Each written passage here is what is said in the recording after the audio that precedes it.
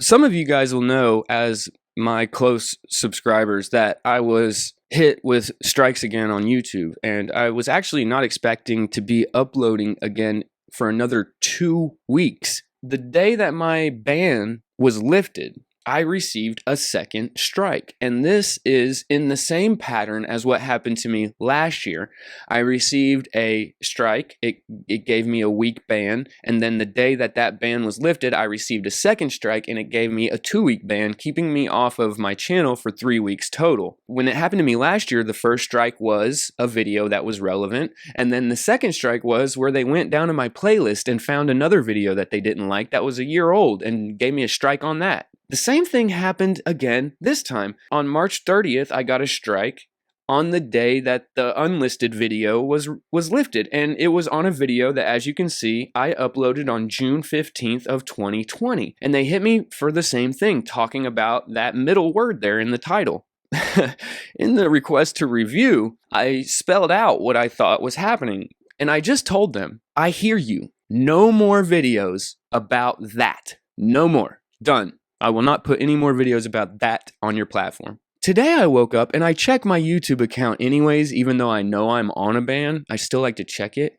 And I was lifted from the ban. That strike on the 30th is just gone. No appeal accepted, no nothing. So whatever happened, I'm thankful I'm uploading again. I'm not going to be talking about this topic anymore, guys. Sorry. So the story of the day is definitely the Matt Gaetz interview that happened on Tucker Carlson, and it is truly one of the most awkward interviews that I've watched in my years of ingesting media. I will say that as bizarre as it is, there are some pretty obvious technical things that are going on with Matt Gaetz, in that he's been coached by a media professional, and we'll go through that. He's probably got some Hill and Knowlton representatives telling him what to say during this interview, and so he makes some pretty horrible attempts at following their rules that they gave him beforehand. We'll go over that as we go through the video, but overall there's some huge accusations made here that are like crazy, and they really kind of lift the veil on this entire, whole deep state thing that people have been talking about. Is there a deep state? Is there not? Is there a deeply entrenched bureaucratic state that doesn't go anywhere and stays through all administrations and controls things behind the scenes? Well, when you hear stories like this, it sounds like, yeah, that could be a possibility. Now, a lot of conservatives have turned on Gaetz already, and I understand why, because he's a genuinely unlikable person. Like, I just don't like the way that he comes off. He's had some great moments inside of the House, and he's probably not guilty of what he's being accused of, but he has just this, I don't know what to tell you. He just has the personality type where it's going to be difficult to convince people that he isn't guilty of some of this. And I think that he was probably targeted for that reason. So then there's this New York Times article written about him, and he comes on Tucker Carlson to clear it up.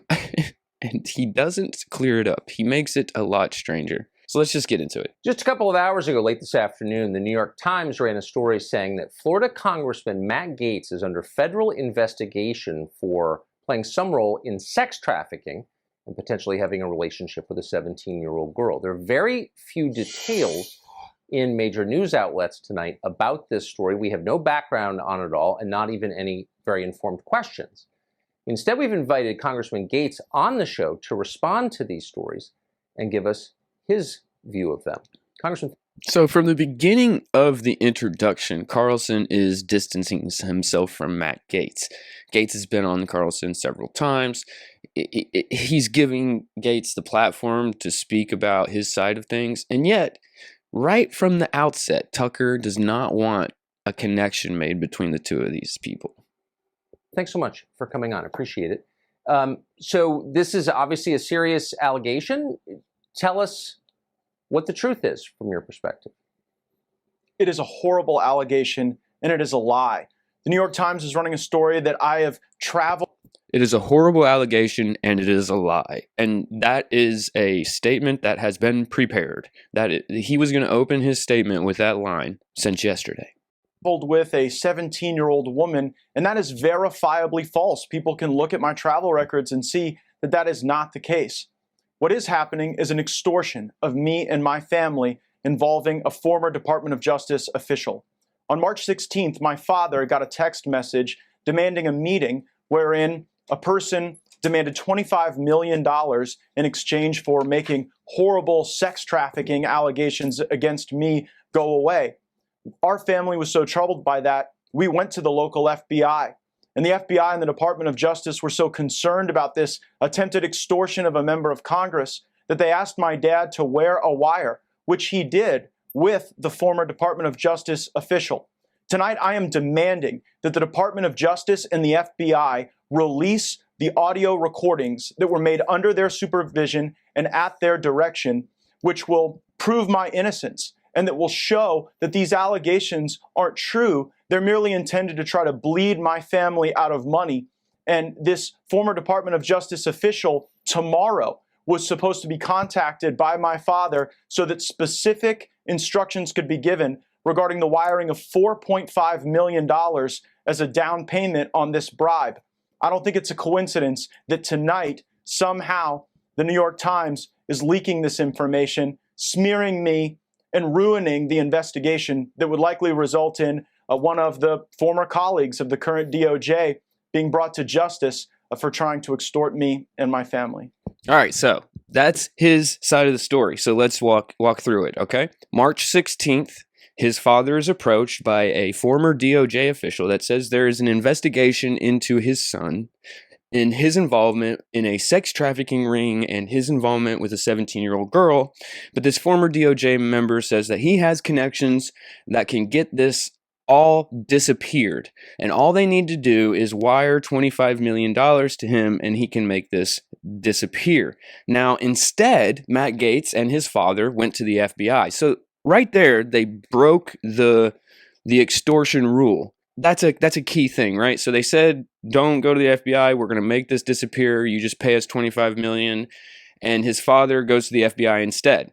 He comes back and he has meetings with the guy, and he even goes so far as to set up a meeting in the future to do a $4.5 million down payment. Now, while he did that, Matt Gaetz says that he was wired for the FBI and the DOJ investigation team. What I'm assuming happened is whoever was trying to extort Matt Gaetz found out that Matt Gaetz had gone to the FBI with his father instead of just paying the bribe and keeping it all quiet. And when he did that, I think that what ended up happening was that the DOJ investigation and the FBI investigation into Matt Gaetz literally actually could not be released. It probably, like, what I'm thinking is because what they did was they wanted to punish him for not following the extortion pattern.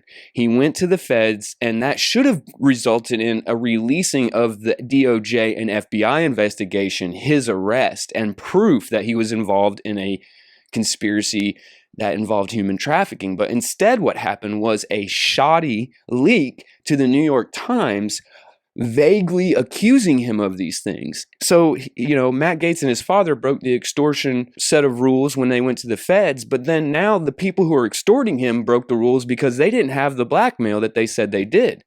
All they have is this leaked New York Times story to give as punishment for Gaetz not following the rules. All right. So a couple of obvious questions that come to mind, and again, just to restate, this just happened, don't have any other information beyond what we've already said and you have said. First of all, who is this Department of Justice former employee who's trying to extort the money from you, you say? His name is David McGee. Now, this is a critical juncture in the interview. Matt Gaetz knows exactly what libel is. So does Tucker Carlson. They are experts. Everybody involved in this situation knows what Matt Gaetz just did by dropping that man's name. He's legally liable if that man was not doing what Gaetz was saying he was attempting to do. Gaetz wants the recordings that his father made for the FBI during his setting up of the $4.5 million to come out so he can prove that they were attempting to extort him about this case before it was leaked to the New York Times. And he's saying there's a reason why it was leaked to the New York Times. It's because me and my father went to the feds instead of just paying the money. He was a top official in the leadership in the Northern District of Florida as a prosecutor. He currently works at the Beggs and Lane law firm. As a matter of fact, one of the I'm going to have to look in this at some point, but I'm pretty sure he's involved with Durham somehow too. recordings that was made at the FBI and Department of Justice request occurred at that law firm, and the money that was supposed to be paid today that would have shown even more evidence of David McGee's work in this extortion scheme, that was foiled by the New York Times story, and I believe that's why this horrible information and these terrible allegations have been used this evening. So you're, and I'll get to the investigation in a sec, but you're saying that David McGee was motivated by greed. He was trying to extort money from your family. That's his motivation, you're saying? I know that there was a demand for money in exchange for a commitment that he could make this investigation go away along with his co-conspirators. They even claimed to have specific connections inside the Biden White House. Now, I don't know if that's true. They were promising that Joe Biden would pardon me. Obviously, I don't need a pardon. I'm not seeking a pardon. I have not done anything improper or wrong. But what I am troubled by is the real motivation for all of this. You know, just tonight, Ted Lieu, a Democrat, is calling on me to be removed from the House Judiciary Committee. And I believe we are in an era of our politics now, Tucker, where people are smeared to try to take them out of the conversation. I'm not the only person on screen right now who's been falsely accused of a terrible sex act. You were accused of something that you did not do. And so you know what this feels like. You know the pain it can bring to your family. And you know how it just puts people on defense when you're accused of something so salacious and awful. But it did not happen. It is not true. And the fact that it is the basis of this attempt to extort my family tells a lot. And if the FBI and Department of Justice will release the tapes that they are in possession of, the American people will see what is really going on. You just referred to a mentally ill viewer who accused me of a sex crime 20 years ago. And of course, it was not true. I never met the person. But I do agree with you that being accused falsely is one of the worst things that can happen. Now, this is one of the major strange parts of the interview, and it's a result of Gaetz's coaching by some PR firm to personalize the interview with Tucker, right? He tries here and he tries again, and both times Tucker shuts him down. And that's what makes the interview awkward, is that Tucker, from the very beginning of the interview, wanted no connection between him and Gaetz until he had further information about the story. Nothing Gaetz said satisfied Tucker Carlson, so throughout the entire interview, Tucker Carlson repeatedly shut down his attempts to personalize his message using the host. And you do see it a lot. Let's go back to the investigation. You say that it was or is underway. There was an investigation. What is the basis of that investigation? What is the allegation? That's really not very clear from these news stories. Yeah, again, I only know what I've read in the New York Times. I can say that actually you and I went to dinner about 2 years ago. Your wife was there, and I brought a friend of mine. You'll remember her. And she was actually threatened by the FBI, told that if she wouldn't cop to the fact that somehow I was involved in some pay-for-play scheme, that she could face trouble. And so I do believe that there are people at the Department of Justice who are trying to smear me, providing for flights and hotel rooms for people that you're dating who are of legal age is not a crime. And I'm just troubled that the lack of any sort of legitimate investigation into me would then convert into this extortion attempt. I don't remember the woman you're speaking of or the context at all, honestly. But I would like to know who. So they're saying there is a 17-year-old girl. And that's shut down number 2. He attempted to personalize his message again, talking about a dinner that he had with the host. And Tucker again distances himself, which you can't blame Tucker Carlson for this. Like I said, Matt Gaetz kind of has a grating personality, and he's got these strange accusations that follow him, and you're going to find a lot of channels that are going to be willing to pile onto this guy, and you're also going to find a lot of people who are irritated with me that I'm not.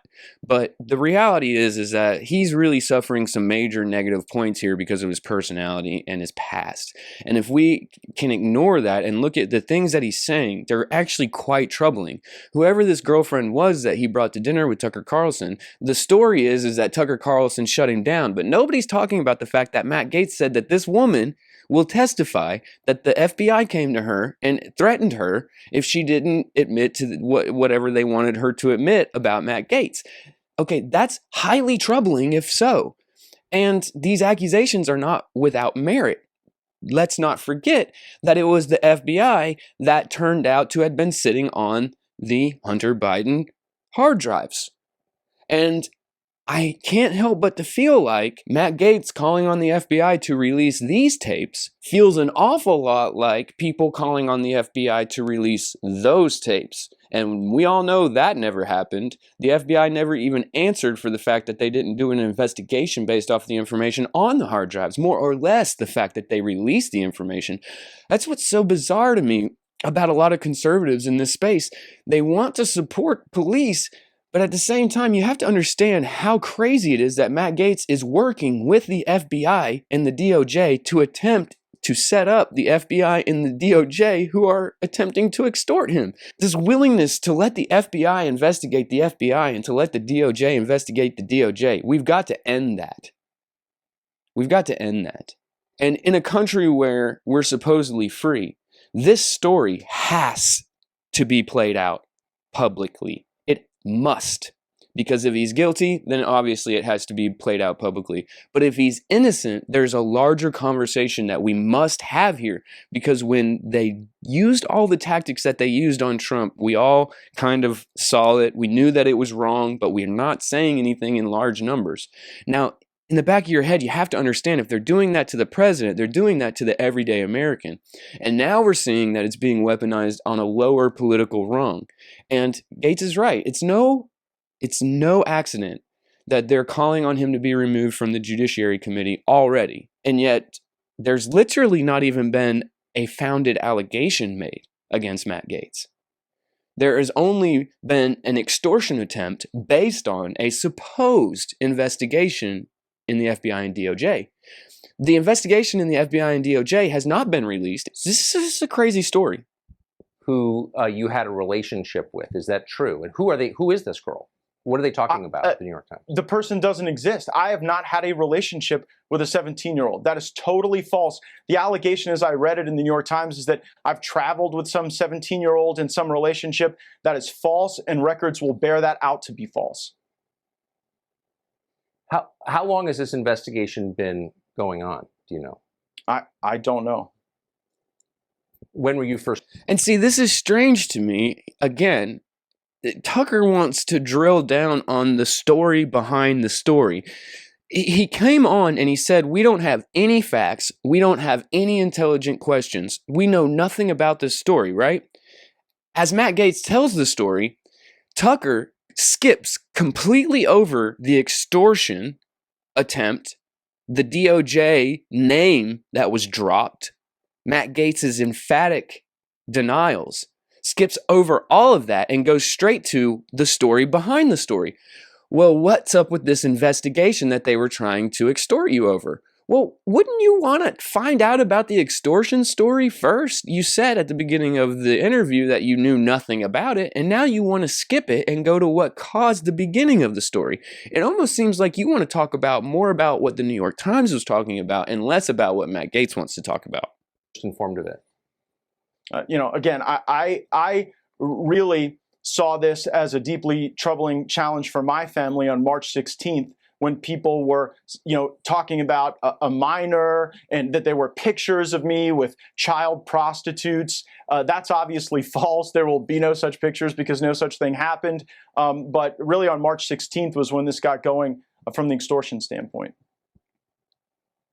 So what happens next? I mean, you can see there is this investigation, I guess a criminal investigation. I'm not quite sure where the sex trafficking part comes in. Again, for the fifth time, I don't really understand this story very well. But where does it go from here? I mean, you've made an allegation against someone by name on the air and accused him of trying to extort millions of dollars from your family. What happens tomorrow? Well, what was supposed to happen was the transfer of this money that would have implicated the former colleague of these current DOJ officials. But that's obviously not going to happen tomorrow because the New York Times story was leaked in order to quell that investigative effort. So here's what needs to happen next. The FBI and the Department of Justice must release the tapes that are in their possession that were done at their direction. Those tapes will show that I am innocent and that the whole concept of sex charges against me was really just a way to try to bleed my family out of money and probably smear my name because I am a well-known, outspoken conservative, and I guess that's out of style in a lot of parts of the country right now. Matt Gaetz, I appreciate your coming on tonight. Thanks for giving me the chance to tell the truth, Tucker. I appreciate it. It's a more interesting and complicated story than I knew from reading about it. Thank you very much. And then, as much as the interview, people are talking about the 30-second spot where Tucker talked about the interview at the end of it. I'll play that for you. Matt Gaetz interview, that was one of the weirdest interviews I've ever conducted. That story just appeared in the news a couple of hours ago. And on the certainty that there's always more than you read in the newspaper, we immediately called Matt Gaetz and asked him to come on and tell us more, which, as you saw, he did. I don't think that clarified much, but it certainly showed this is a deeply interesting story, and we'll be following it. Don't quite understand it, but we'll bring you more when we find out. So Tucker still doesn't have a good grasp on it. I think the problem is that he's trying to connect the New York Times article to what Matt Gaetz is saying. And he's trying to make sense out of the two things. And I think the mistake in doing that in a situation like this is that there's an impossibility here. One person or the other is lying outright. So the two stories will never meld together. You're never going to be able to piece together what the article in the New York Times is about and what Matt Gaetz is saying, because both stories cannot be true on their face. So one must be a lie and one must be the truth. So you're not going to be able to get those two stories to make sense. Just my personal opinion. Now, about Matt Gaetz, we don't know. At the end of the day, we don't know. But I hope I was able to bring some further clarity to you on what is Matt Gaetz trying to say. What is he trying to say, and why is this happening to him? And although there are tons of conservatives out there on the conservative media wave right now that are just chucking him under the bus and just ready to get rid of Matt Gaetz already, and to be honest with you, I could take him or leave him myself, but we got to give everybody an honest shake, right? We give everybody an honest shake. And I got to tell you, whether Matt Gaetz turns out to be the man that the New York Times says that he is, or whether Matt Gaetz' story about the FBI or the DOJ turns out to be true, either way, this is a huge story that isn't going anywhere. And even though you're seeing it reported on a lot, I feel like it's vastly underreported. But anyways, guys, like, share, subscribe to the channel. It's good to be making videos again. Hopefully we'll be able to continue this on, but I'm just going to let you guys know, any videos in the future that I make regarding any type of sharp object that ingests things into your body to prevent you from getting ill, those will be made on the alternate platform, on BitChute, on Rumble, whatever. I'm not bringing it to this platform anymore because it's been made clear to me that I can't bring that to the platform anymore. So look for those types of videos on my BitChute account. If I do that, I will make a video, or I will mention it in a video that I post here, or I will make a YouTube post about it saying to go there. But hey, I'm back at it and it feels good. Talk to you guys later. Peace.